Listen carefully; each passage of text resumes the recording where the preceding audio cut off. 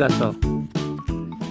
미가는 예루살렘의 죄악으로 인하여 하나님의 준엄한 심판이 임할 것이라고 경고하며 회개를 촉구하여 죄에서 돌이키게 함으로써 비참한 재앙을 피하고 더불어 장차 메시아 왕국의 도래로 인해 다윗의 언약이 성취될 것을 예언함으로써 백성들로 하여금 소망을 갖게 하기 위해서 기록하였습니다.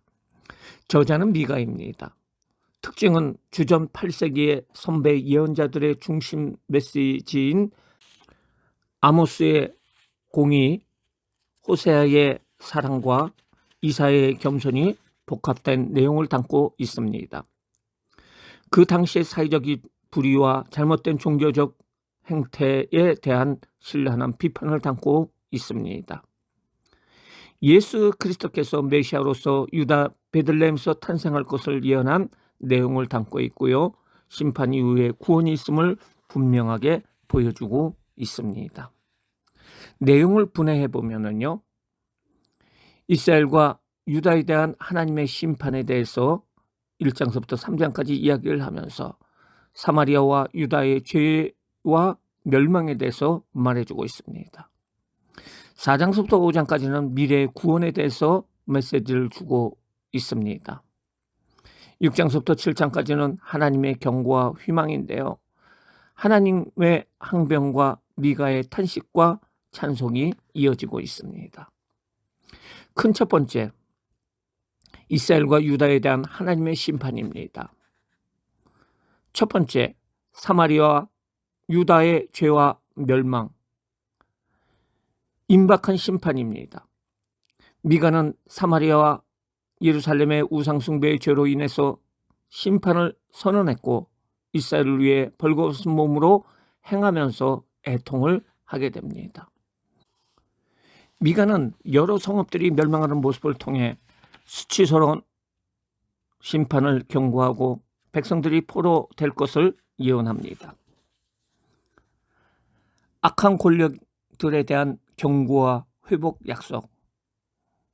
미가는 손에 힘이 있는 자들이 탐욕을 통해 백성들의 산업을 강탈함으로 하나님께서 그들에게 죄악을 지적하고 멸망을 선포합니다. 미가는 하나님께서 포로 생활이 끝난 후에 이스라엘의 남은 자는 모을 것이라는 미래의 회복을 예언합니다. 유다 지도자들의 죄악과 심판입니다. 통치자들의 의무는 정의였는데 그들은 백성들을 학대함으로 나중에 통치자들의 부르짖음을 외면하신다고 말씀하십니다. 선지자들의 임무는 하나님 말씀을 전하는 것인데 탐욕으로 인한 거짓 예언을 합니다. 그걸 통해서 선지자들은 수치를 당하고 그 선지자들의 기도를 응답하지 않으신다고 말씀하고 있고요.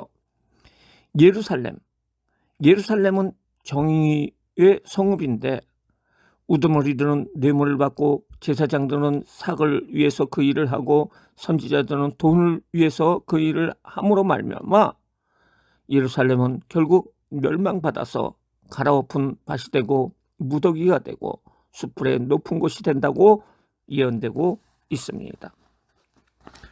큰 두 번째, 미래의 구원입니다. 구원의 메시지입니다. 미래의 평화의 나라입니다. 끝날에 많은 이방 사람들이 하나님의 율법을 사모하여 여호와의 성전이 있는 시온으로 몰려갑니다. 하나님께서 많은 민족과 이방 사람들을 심판하시며 전쟁이 없는 평화를 누리게 하십니다. 하나님이 베푸실 포로귀환의 은혜입니다. 하나님께서는 열방 가운데 끌려갔던 자신의 백성을 시온으로 다 모으셔서 다스리시고 딸 시온이 이방 여러 백성들과 싸움에서 승리하도록 하십니다. 메시아의 탄생과 남은 자들의 구원, 최후의 심판. 베들레헴 에브라다에서 이스라엘을 다스릴 자가 나올 것과 그가 돌아온 남은 자를 돌보고 창대하여 땅끝까지 미침으로 평강이 있을 것과 하나님의 평화에 순종하지 아니하는 나라에게는 진노와 분노가 있을 것임을 예언하고 있습니다. 큰 세 번째, 하나님의 경고와 희망입니다. 첫 번째, 하나님의 항변. 올바른 예배의 본질에 대한 질문, 경고의 메시지. 이스라엘은 여호와 앞에 나가기 위해 좋고 많은 귀한 제물을 드려 죄를 속하려고 하지만은 하나님께서 원하시는 것은 정의를 행하며 인자를 사랑하고 겸손하게 하나님과 함께 행하는 것이라고 하십니다. 예루살렘의 죄악에 대한 하나님의 항변입니다. 하나님께서는 이스라엘의 죄악으로 인해서 수고롭게 일하여도 헛된 결과를 거둘 것을 통고하십니다. 두 번째, 미가의 탄식과 찬송입니다. 미가의 애통. 미가는 경건한 자와 정직한 자가 없고 지도자, 재판관, 권세자의 거짓과 부패로 형벌이 임하고 친구 간, 가족 간 불신이 횡행하는 사회가 될 것이라고 말하면서 애통합니다. 미가의 신앙의 승리. 미가는 이스라엘이 범죄하여 심판을 받지만 구원과 빛 대신 하나님의 공의를 보게 될 것이라고 희망하고 있습니다.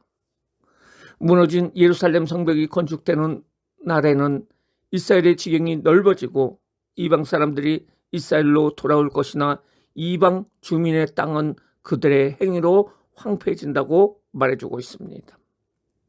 미가의 찬송. 미가는 여러 나라들이 하나님의 이적을 보고 여호와께로 돌아와 두려워하게 될 것과 이스라엘의 죄악과 허물을 사유하시며 조상들에게 맹세하신 인애를 더하실 하나님을 찬송하게 됩니다.